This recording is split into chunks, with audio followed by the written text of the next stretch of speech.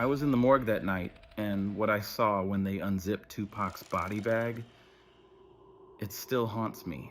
I've kept this secret locked away for years, but I can't keep it in any longer. You're about to hear something no one else knows. Something that shouldn't have happened. It was supposed to be just another body, but the moment they opened that bag, I knew something was horribly wrong. His body wasn't just lifeless, it moved. And I felt it. You're about to hear the truth that's been haunting me all these years. It's time I tell you what really happened. The night Tupac's body was brought into the morgue, I knew something was wrong. I didn't say anything then because no one would have believed me, but I can't keep it inside anymore. No more hiding. What I saw, what I felt that night, has been eating away at me, and I need to get it out. You might think it's crazy. Hell, I thought I was crazy too, but I know what I saw. And I'm telling you this now because I can't keep this secret anymore. I've worked in that morgue long enough to know the drill. Celebrities come and go. It's just another job, right? At least that's what I told myself every time another famous name was wheeled through those cold metal doors. But the night Tupac Shakur came in, something felt different. There was a heaviness in the air. It was almost like the building knew what was about to happen, like it was holding its breath, waiting for the chaos to unfold. I'd never felt it before, but I felt it that night. The call came in around midnight, a typical time for a shift change, but this wasn't a typical call. I was told to prepare for a high-profile body, Tupac. It felt strange. I knew the name, of course. Everyone did. But I wasn't prepared for the weight of it. The buzz in the air was electric, but the kind of energy that makes your skin crawl, not excite you. It was suffocating. When they arrived with the body, it wasn't like other bodies. There's a protocol when a body comes in. It's clinical. You roll the gurney into the cooler, you prepare the space. But this, I don't know how to explain it. The way the staff looked at each other, how they moved so quickly like they were trying to get it over with as soon as possible. It felt wrong. The usual murmur of the morgue staff, the casual conversation, it was all gone. It was like there was a shadow hanging over us. And it wasn't just from the dim lights or the sterile cold of the room. It was something else. They moved the body into the holding area, and I had to do the paperwork like usual. But my hands shook. I don't even know why. It was like I could feel the air shifting, like the walls were closing in on me. I heard the door behind me open, and without even thinking, I turned, expecting to see a colleague maybe asking for something. But there was no one. The door was just open. No one had come in. The room was empty again. That's when it really hit me. The air, the weight of it, the stillness. Something was wrong. And it wasn't just the usual chaos of celebrity deaths and autopsies.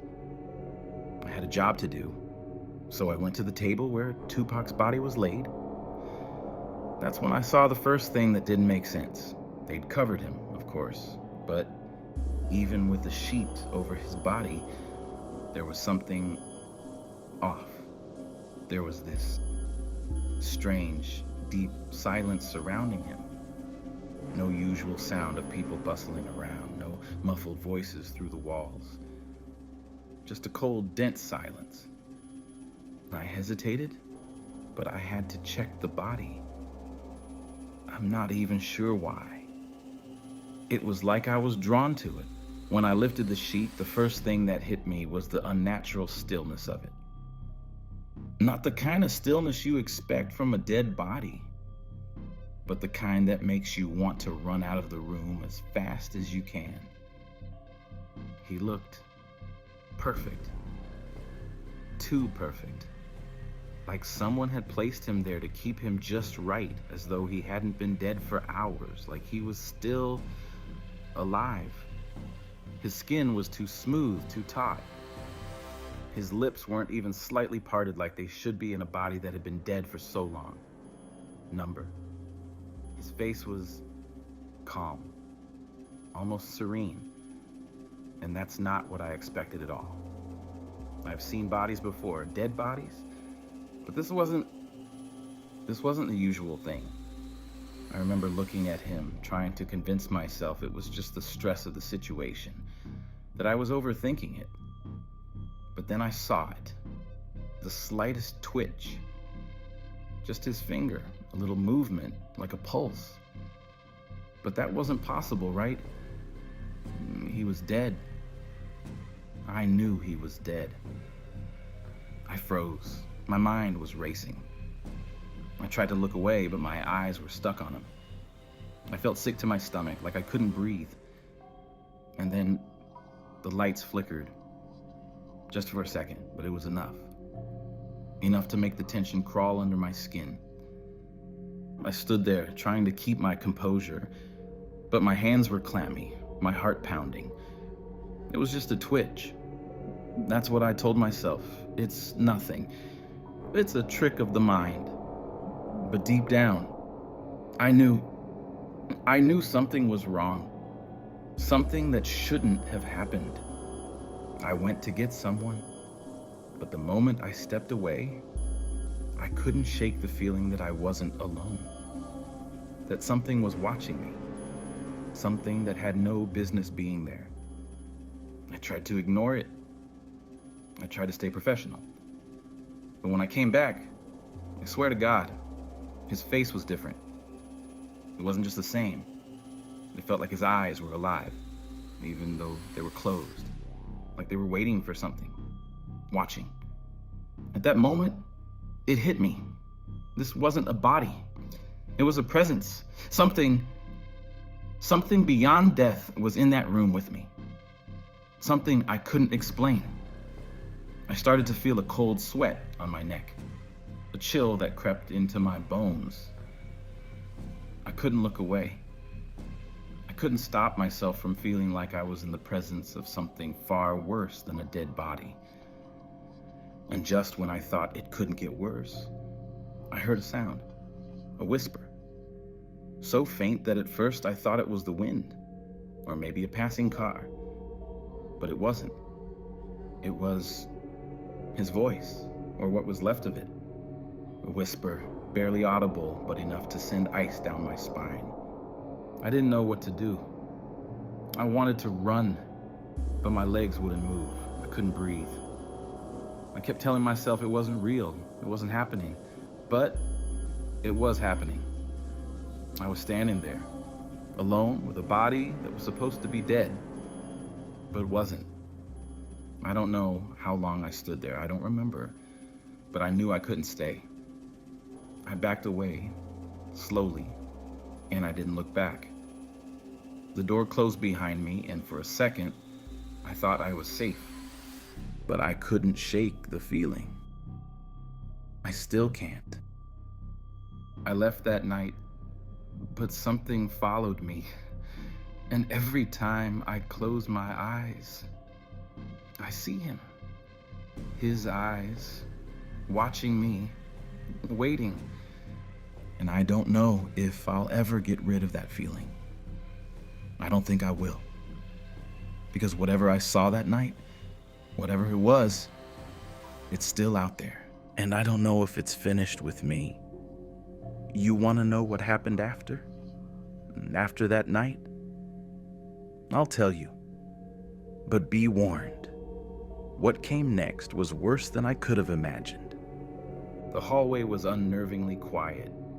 The kind of quiet that felt too perfect.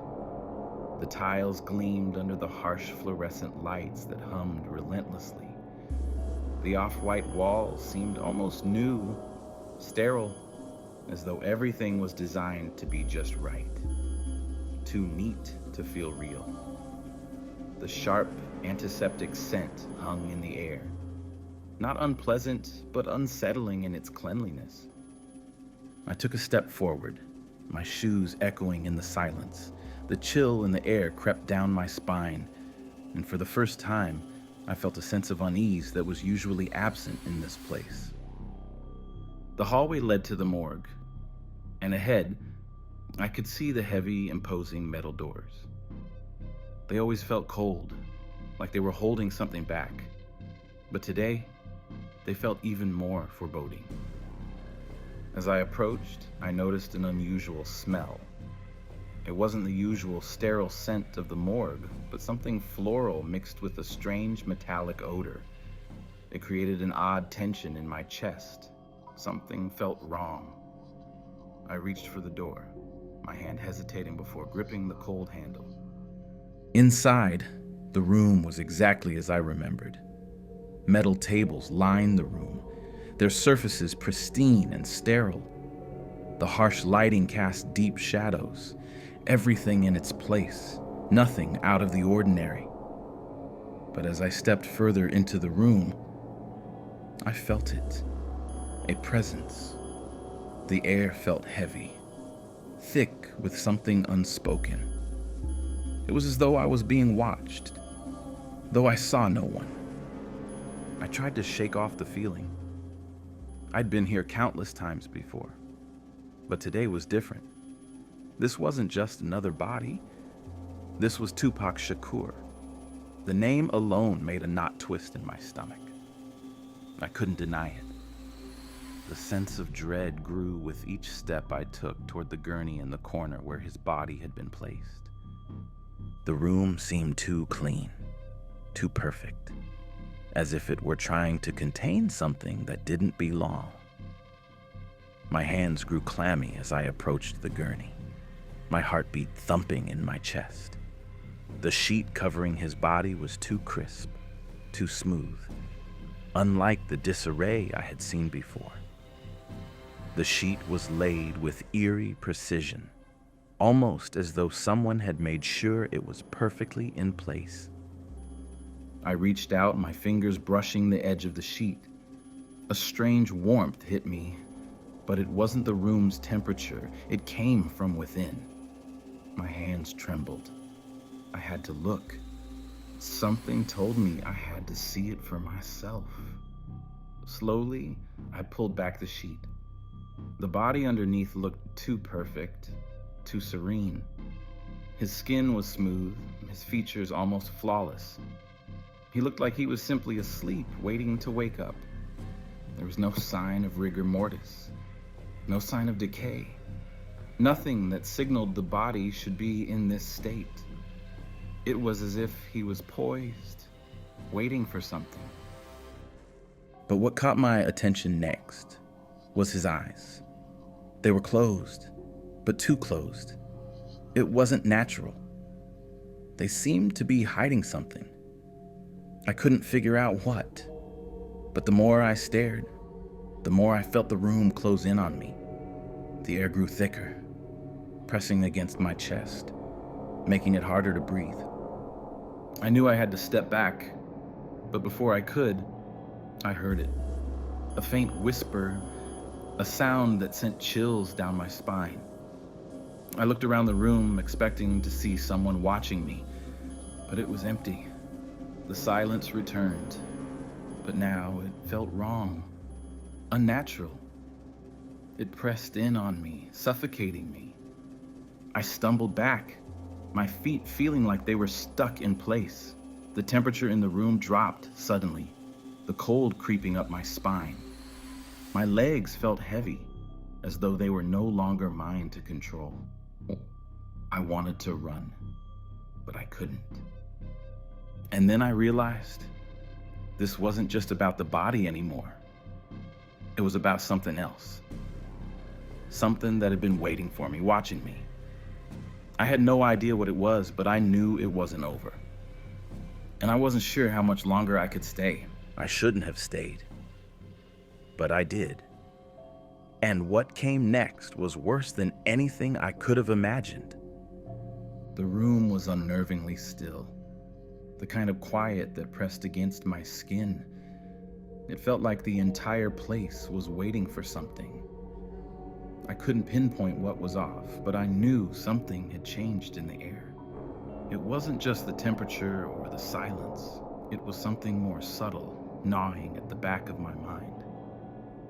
As I stood there, looking at the body on the gurney, the unease deepened. I turned away from the body, feeling the weight of the room pressing down on me. The urge to leave was strong, but the feeling that whatever was happening wasn't finished kept me rooted in place. I couldn't shake the sensation that I wasn't alone, even though the room remained empty. The hairs on the back of my neck stood up, as if someone was watching me. I looked toward the door. The hallway was as silent as the morgue, nothing unusual.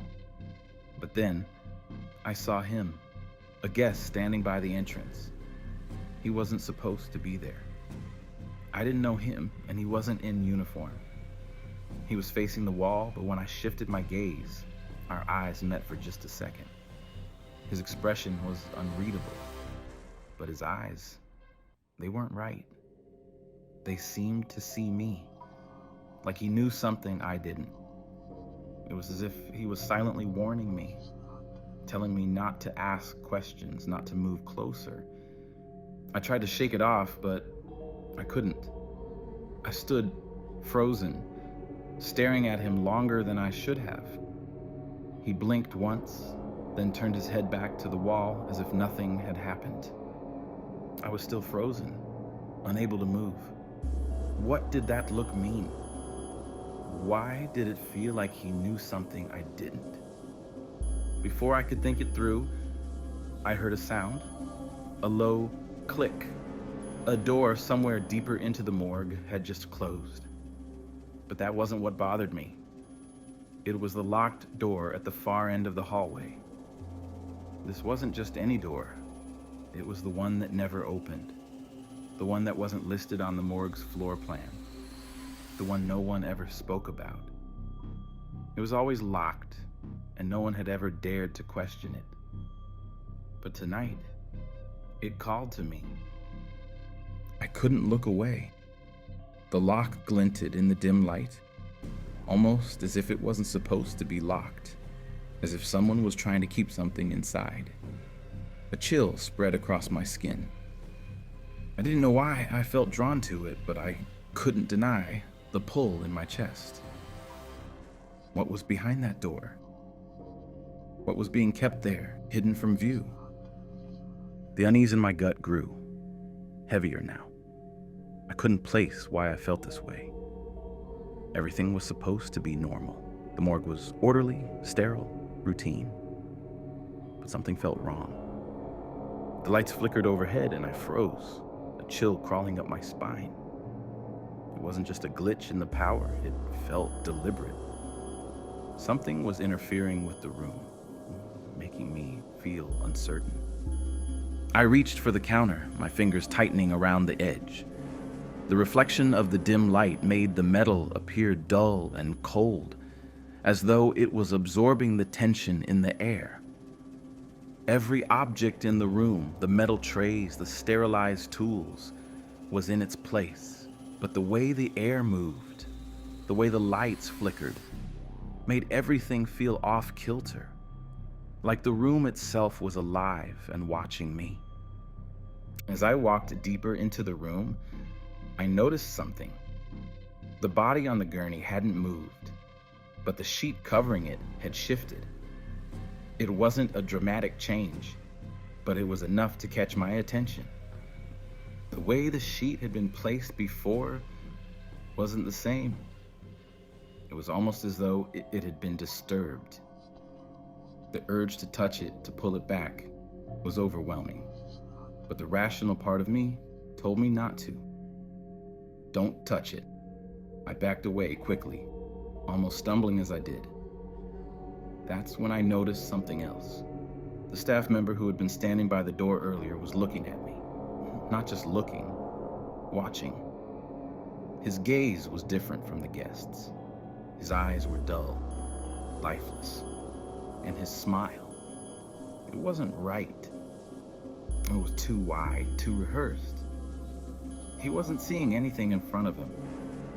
It was as if he was just going through the motions, doing what he was supposed to do. My throat tightened. I wanted to leave, but my limbs felt heavy. My breath came in shallow gasps, and I felt like I was in a dream I couldn't wake up from. The warmth in the room had become suffocating, pressing down on me, making it hard to think. I needed to get out, but my feet wouldn't move. Something kept me rooted to the spot. I couldn't explain why, but I knew I couldn't leave. I had to understand what was going on. I had to see. Then, in the distance, I heard it again. A faint sound. Something shifting. Like something heavy being moved. The noise echoed, bouncing off the walls, but I couldn't tell where it came from. It wasn't normal. It wasn't right. And just like that, the unease in my chest turned into full-blown panic. I turned toward the door, feeling its weight pressing on me. My hand reached for the handle, but before I could open it, I heard a whisper. It was so faint, like a breeze brushing against my ear. A murmur I couldn't understand, but it was enough to make my heart race. It was enough to make me freeze, and I turned back to the room. The guest's face flashed in my mind. The locked door. The way the staff member had looked at me. In that moment, I realized I didn't belong here. Something else was in control. What happened next was the last thing I expected, and it left me with more questions than answers. The room felt like it was closing in on me. I couldn't breathe. The air had become thick, almost suffocating, as if something unseen was pushing down on me, holding me in place. I should have left. I should have turned around and walked out the moment I felt that first whisper of dread. But I didn't. I couldn't. The feeling that had been gnawing at the edges of my mind all night had now fully settled in my chest, and it was only getting worse. Something was wrong. No, everything was wrong. The more I tried to push it down, the more the signs became undeniable. And now, as I stood there in the morgue, staring at the body of Tupac Shakur, I knew with a certainty I couldn't ignore anymore. This wasn't just a job anymore. This was something else, something far worse. I couldn't understand it, but I didn't need to. I felt it deep in my gut, that sinking realization that I had stumbled into something I couldn't control, something I had no right to witness. The lights above flickered again, this time longer, casting erratic shadows across the room. A low hum followed, but it wasn't the usual sound of the fluorescent bulbs. It was different. It reverberated in my bones. It was a low, disturbing vibration, like the very building was alive and groaning under the weight of what was inside. The walls felt like they were closing in, like the room was shrinking. I glanced at the door. It felt miles away, and yet I couldn't make myself move toward it. Every step I took felt heavier than the last. There was no escape. I was trapped. But even as the panic started to rise, I couldn't turn away from what was in front of me. Tupac's body, there it was, still lying there on the gurney. But now it was different. I could feel it. Something about the way the sheet was pulled back, the way the body was positioned, felt wrong. No, it wasn't just wrong. It was unnatural. I stepped closer, my body moving on its own despite the sense of dread that kept rising in my throat. I reached out, my hand trembling, but I froze before I even touched the sheet. For a split second, I saw it. The smallest twitch, the most subtle movement, but it was enough. It wasn't his hand this time. No, it was his chest. It shifted, a small rise and fall like he had taken a breath. I couldn't breathe. I couldn't think. I stepped back, my feet stumbling as I tried to make sense of what I had just seen. My heart was pounding in my ears, the sound of it louder than anything else in the room. But when I looked at Tupac's face, I felt the ground shift beneath me. His eyes. They weren't just closed anymore. They were open. Not wide, not with fear, but just open. And they weren't lifeless. They were alive in a way that sent a cold shock through my veins. The coldness of the morgue, the freezing air, the cold metallic scent of death. It all became secondary to the sensation of being stared at. I felt it. I felt his eyes on me. I should have run, but I couldn't. I couldn't move. I couldn't tear my eyes away. It was a look I couldn't explain. It wasn't anger. It wasn't curiosity. It was waiting, watching.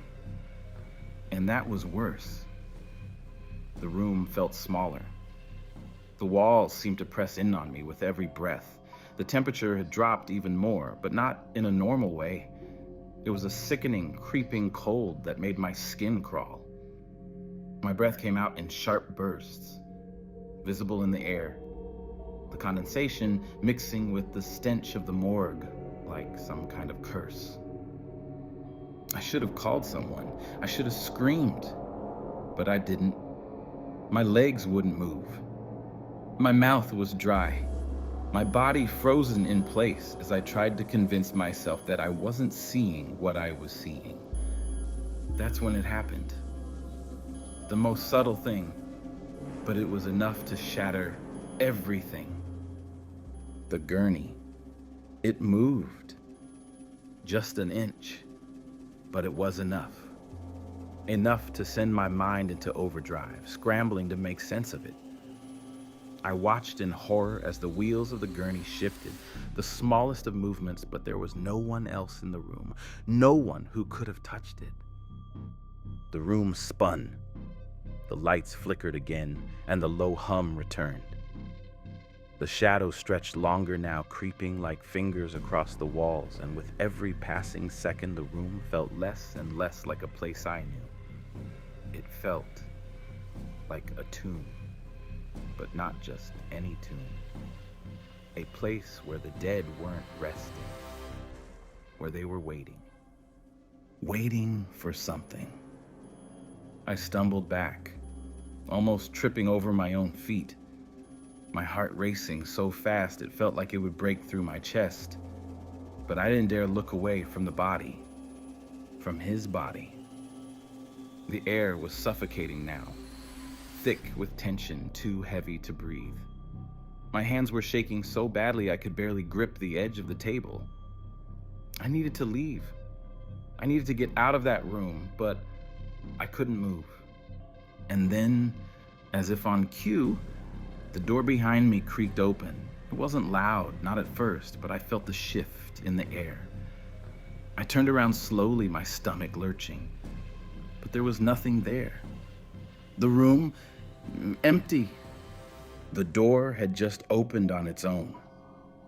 I looked back at the body on the gurney, the eyes still open, still alive, and then I saw something else. The corner of the sheet. It was moving.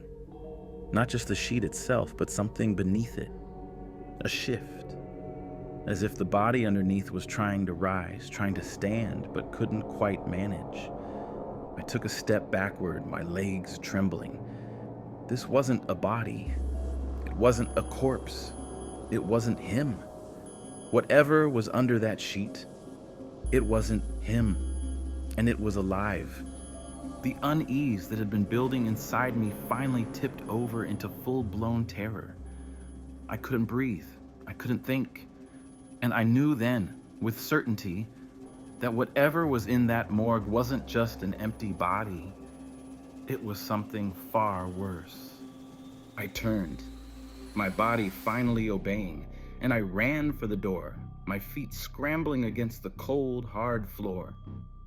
The door slammed behind me with a sound that echoed too loudly in the emptiness. But I didn't look back. I couldn't. I had to get out. But even as I pushed through the hallway, I knew that whatever I had seen, that thing, that presence, wasn't done with me yet. And when I thought I had escaped it, the terror followed me, waiting for me, outside.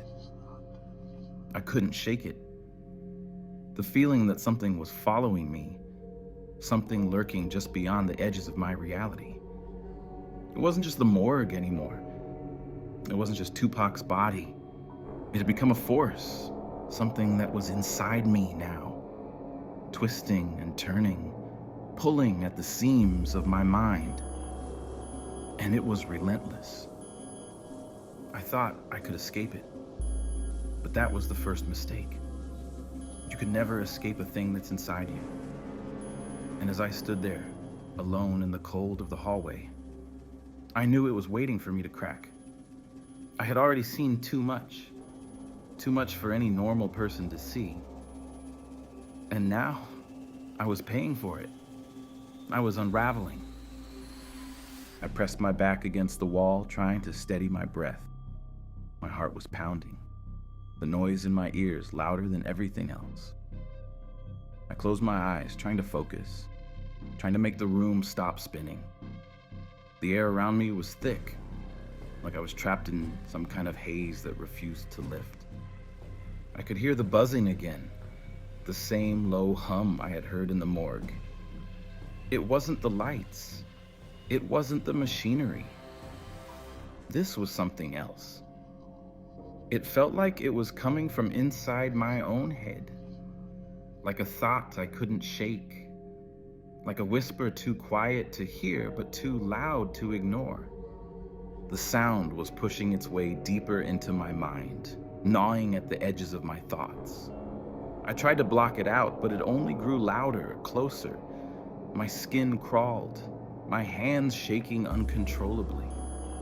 I tried to open my eyes to focus on something, anything, but the world around me had become a blur of shadows and distorted shapes. And then, I saw it. I didn't want to look. I didn't want to see it. But there it was, in the corner of the hallway just beyond my peripheral vision. It was a shadow, a figure standing still, unmoving. It was like it wasn't even there, but it was. I could feel it. I could sense it, even if I couldn't make out any details. It was like the shadow of a person, but there was no one there. The shape just hung in the air, its presence suffocating, making the space feel colder, tighter. I blinked hard, trying to focus, but the shadow didn't disappear. It was still there, as real as the walls around me. My mind began to twist, the fear bubbling inside me like a storm about to break loose. I couldn't look away. I had to see it, but I couldn't. I turned my head slowly, eyes wide, trying to convince myself that it was nothing, that I was just imagining it. But I wasn't. The figure, whatever it was, remained. Its form was shrouded in darkness, like it had been painted into the corner of the room, blending with the shadows, moving in ways that weren't possible. My pulse quickened. I wanted to scream, but I couldn't. The terror that gripped me was silent, deafening in its stillness. I could feel it crawling under my skin, making every inch of my body tense, frozen in place. And then the figure moved. It didn't step forward. It didn't walk. It just shifted, a subtle motion, as if it was bending reality around itself. It was like it didn't belong in this world, like it was an echo of something that shouldn't exist. It wasn't just a shadow anymore. It was a presence, a dark energy that threatened to swallow everything in sight. I blinked again, harder this time, trying to clear my mind, to make it go away. But it didn't. The figure began to grow, not in size, but in the way it felt. The air around me thickened, as if the world itself was closing in, pressing down on me. The walls felt closer. The floor seemed to tilt. My breath came in shallow gasps, my chest tightening with each second. That's when I heard it. The sound. It wasn't the hum anymore. It was words, but not words I could understand. It was like a voice from somewhere deep within, muffled and garbled, twisting the very fabric of language. It was a low murmur, like someone whispering right next to me, but when I turned, there was no one there.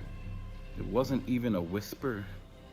It was more like a presence that spoke without sound. My mind couldn't process it. It was as if the voice came from everywhere at once, a wave of something incomprehensible swirling through my thoughts. My fingers twitched, and before I knew it, I was stepping forward, my body moving on its own. I wasn't thinking. I wasn't controlling it. But I had to go toward the figure. I had to know what it was. I reached out, my hand trembling, my heart pounding louder than the voice in my head.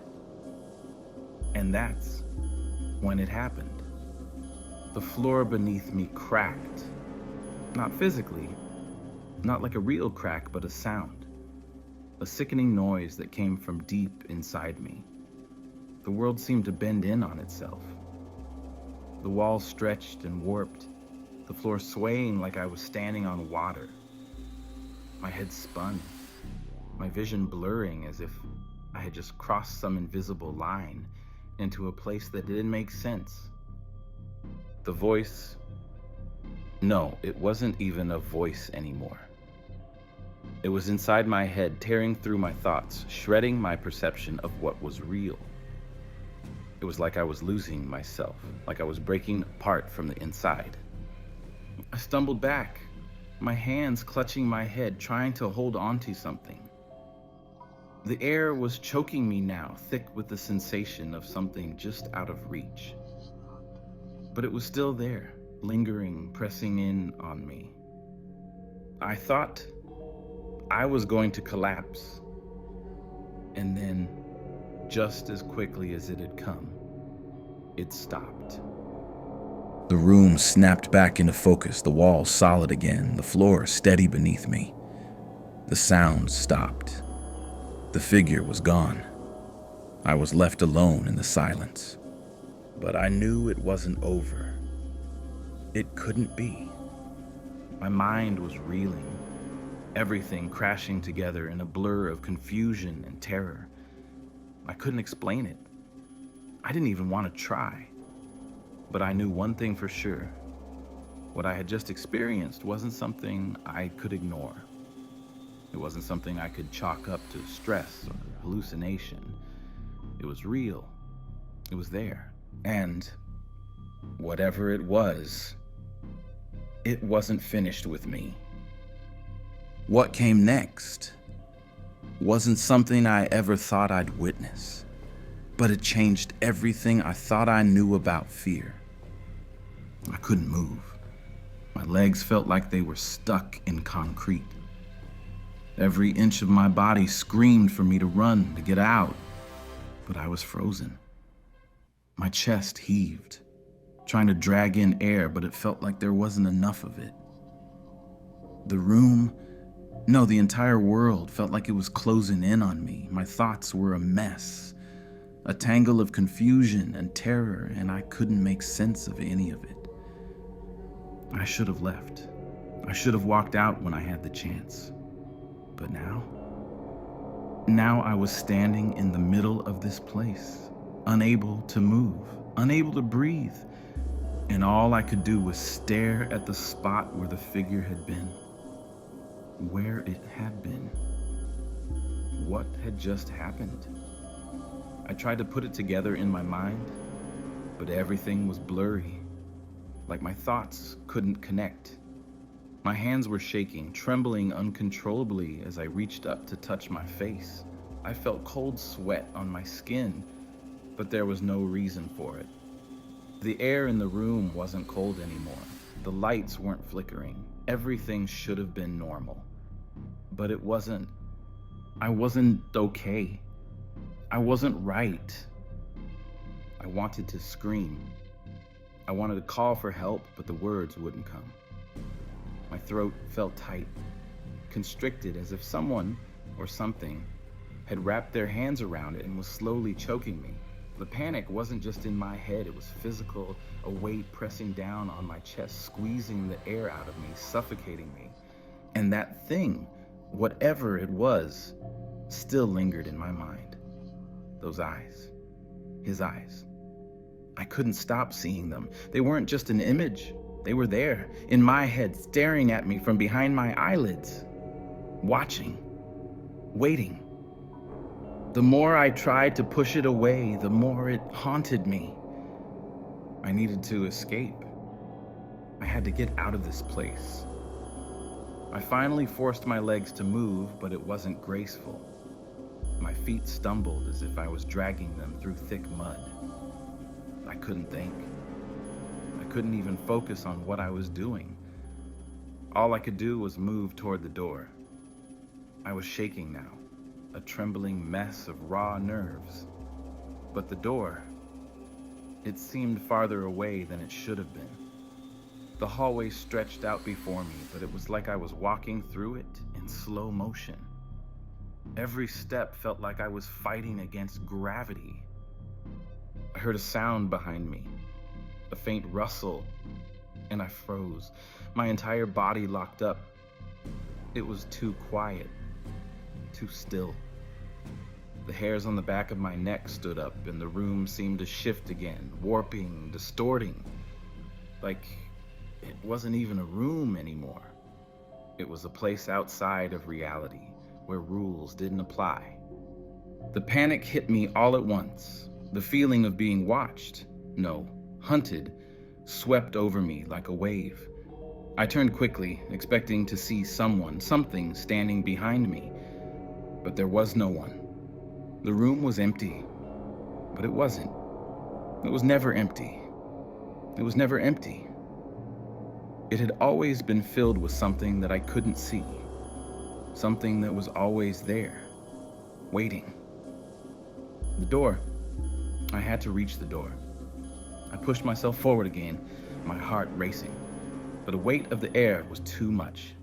I could feel it pressing against me, holding me back, forcing me to stop. And then, I heard it. A sound.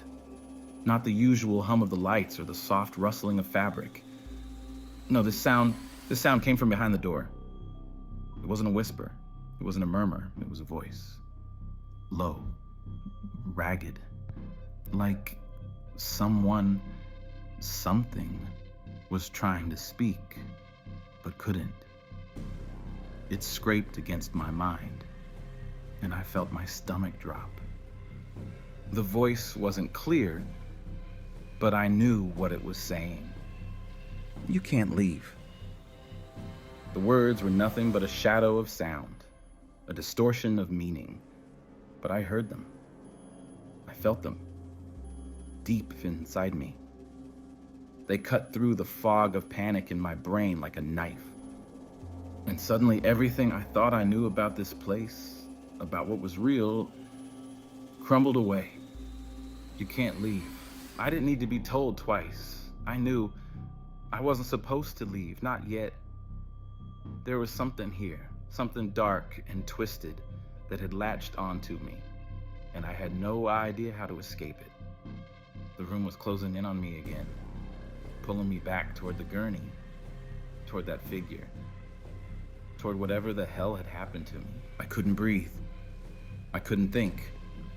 My chest was tight, and my vision was beginning to blur. I reached out for the wall, my fingers desperately seeking something to hold on to, but my hands passed through the air as if the wall wasn't even there. I stumbled, falling to my knees, the cold floor biting into my skin. I couldn't stay here. I couldn't stay. But I couldn't get up either. My body was betraying me. The fear was too much, too overwhelming. My mind was starting to unravel. It was all too much. The darkness, the voices, the feeling that something had been awakened, something that I couldn't explain. Tears welled in my eyes, but I didn't have time to cry. I had to focus. I had to get it out. But then I heard something else. A shift. A sound that made my heart stop. It wasn't the door this time. It was closer. I could feel the floor vibrating just slightly. It was as if something was moving underneath it. No, not underneath, inside. The walls seemed to pulse, and the air felt heavier, thicker, like it was being compressed, drawn into some invisible space. I looked up, and there it was. The door still closed. But now, it wasn't just a door. It was a barrier, a threshold. Something was on the other side, and I couldn't see it. But I knew it was waiting, watching. "You can't leave," the voice whispered again. But this time, it wasn't just a whisper. It was louder. It was real. I felt my mind crack under the weight of it. I felt my grip on reality slipping. And for a split second, I knew. I wasn't going anywhere. Not unless I could face whatever was on the other side of that door. I had to face it, or it would break me. I thought I could escape it. But that was just the beginning. What came next was worse than I could ever have imagined. I thought that leaving the morgue would be enough, that walking away would end it. But every night when I close my eyes, I see him. I hear him. The whispers don't stop. They've followed me no matter where I go, like some twisted echo, never fading, never letting me breathe. I'm not free. Whatever that was, whatever I saw that night, it's still with me. It's waiting. And I don't know if it's finished yet. I keep telling myself that it's over, that I imagined it, that I was just scared. But the truth is, I know it isn't over. And I'm afraid it never will be. You think you can escape it. You think you're safe. But once it finds you, it never lets go. It never, ever lets go.